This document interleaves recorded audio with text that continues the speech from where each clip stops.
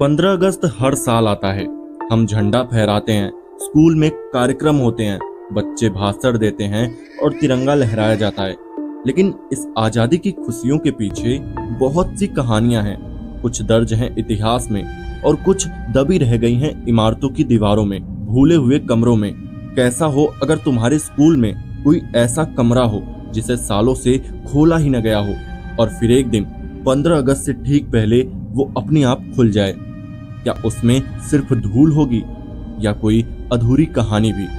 तो हेलो दोस्तों, मेरा नाम है गौरव। तो चलिए शुरू करते हैं आज की इस स्टोरी को। पंजाब के एक शांत कस्बे में बना एक पुराना सरकारी स्कूल। ईंटों से बने लंबे गलियारे, जर्जर छतें और दीवारों पर फटी हुई स्वतंत्रता सेनानियों की तस्वीरें। इस स्कूल ने न जाने कितने बच्चों को पढ़ाया और न जाने कितने राज दबा कर रखे थे। इसी स्कूल में दाखिला लिया था 14 साल के आदित्य ने। पढ़ाई में तेज लेकिन स्वभाव से थोड़ा अलग, चुप, सोचने वाला। उसके पापा की पोस्टिंग गांव के सरकारी अस्पताल में हुई थी और पूरे परिवार को शहर छोड़कर इस कस्बे में आना पड़ा। स्कूल में पहले ही दिन उसे एक बात समझ आ गई थी कि स्कूल का पुराना हिस्सा वर्जित क्षेत्र है, यानी वहां जाने की इजाजत नहीं है किसी को। वहां एक कमरा था, कमरा नंबर 17, हमेशा बंद। उसके ताले पर जंग नहीं, डर जमा हुआ था। बच्चे कहते कि उस कमरे में आत्मा है। आदित्य के लिए ये और भी दिलचस्प बन गया। स्कूल में हर साल की तरह इस बार भी झंडारोहण की तैयारी जोरों पर थी। बच्चे नाटक की रिहर्सल कर रहे थे, कहीं देशभक्ति गीत बज रहे थे, हर कोने में तिरंगे की झलक थी और एक नया जोश।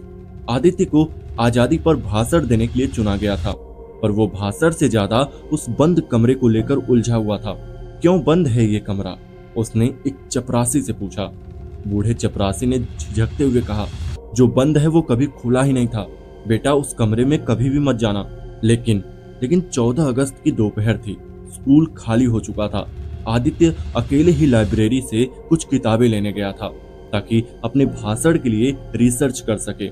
लाइब्रेरी के बगल में ही था कमरा नंबर 17, वही जो सालों से बंद था।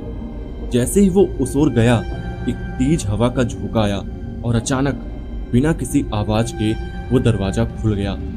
दरवाजा खुला नहीं, किसी ने उसे अंदर बुलाया। अंधेरे कमरे में घुसते ही आदित्य को एक अजीब सी गंध महसूस हुई, सीलन, धूल और खून की। कमरे में टूटी फूटी कुर्सियां थी, एक पुरानी ब्लैक बोर्ड और एक कोना जहां दीवारों से सटी हुई एक सीमेंट की कब्र बनी हुई थी। नाम नहीं था, सिर्फ दीवार पर लाल रंग से लिखा था, मैंने अपने स्कूल को नहीं छोड़ा लेकिन स्कूल ने मुझे छोड़ दिया। शब्द खून जैसे लग रहे थे, ताजे, जैसे अभी लिखे गए हों। दरवाजा अपने आप बंद हो गया। अब आदित्य अंदर कैद हो चुका था। तभी कमरे में हल्का नीला उजाला फैला, जैसे प्रोजेक्टर ऑन हो गया हो। अब कमरा बदल रहा था, ब्लैक एंड व्हाइट सीन, जैसे वो किसी पुराने जमाने में पहुंच गया हो। वही कमरा अब साफ सुथरा था, दीवार पर तिरंगा लहरा रहा था। करीब 12 से 15 छोटे बच्चे रोते हुए फर्श पर बैठे थे और उनके सामने खड़ा था एक मास्टर जी।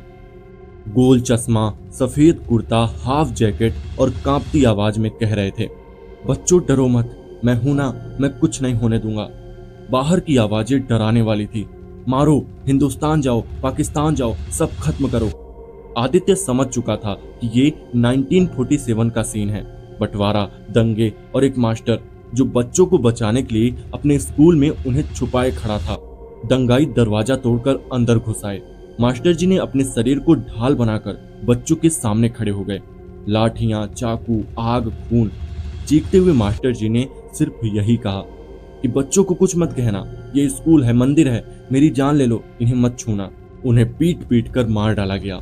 बच्चे बच गए पर मास्टर वहीं रह गए। उनकी लाश को स्कूल के ही कोने में सीमेंट से ढक दिया गया।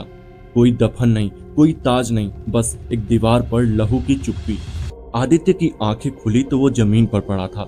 स्कूल स्टाफ ने दरवाजा तोड़ा और उसे बाहर निकाला। उसने रोते हुए कहा कि मैंने देखा, मैंने सब देखा, वो मास्टर थे, उन्होंने बच्चों को बचाया और उन्हें इसी कमरे में मार दिया गया। सब सन्न। तभी बूढ़ा चपरासी आगे आया और बोला, मेरे दादा उस समय यहाँ चपरासी थे, उन्होंने बताया था ये सब, लेकिन किसी ने कभी भरोसा ही नहीं किया।